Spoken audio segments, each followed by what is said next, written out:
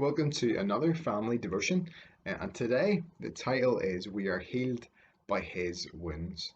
And I've got another question for you today. What is the heaviest thing you've ever had to carry?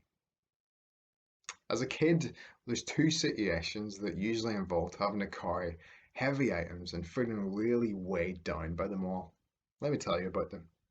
First one is this. I can remember going with my mum to do the weekly big shop at the supermarket. Hands up if you ever help your parents with the grocery shopping. Okay, excellent. Well, it would all be fine going around the shop. In fact, I'd actually quite enjoy it. I'd even give pushing the trolley a go. But eventually, well, you'd get home and you'd have to help carry all of the bags from the car into the house. The worst bag you could get was the fruit and veg because it was usually full of potatoes and other heavy vegetables in it. I remember at times I almost had to drag the bag into the house because it was too heavy to even lift. Well, the second thing that I think of, well, I can remember being weighed down at least once a week at school.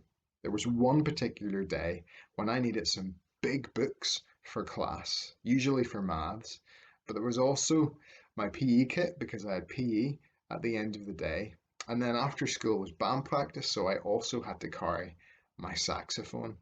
That meant that I had really heavy school bag, but then I also had my PE kit, my saxophone case, and I got the bus. Sometimes it was just like a juggling act trying to keep everything on me while I tried to find my seat on the bus.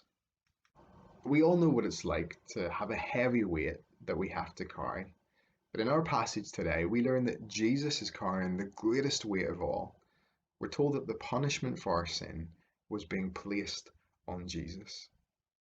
Today we're in the book of Isaiah in chapter 53, verses 5 to 7. But he was wounded for the wrong things we did. He was crushed for the evil things we did.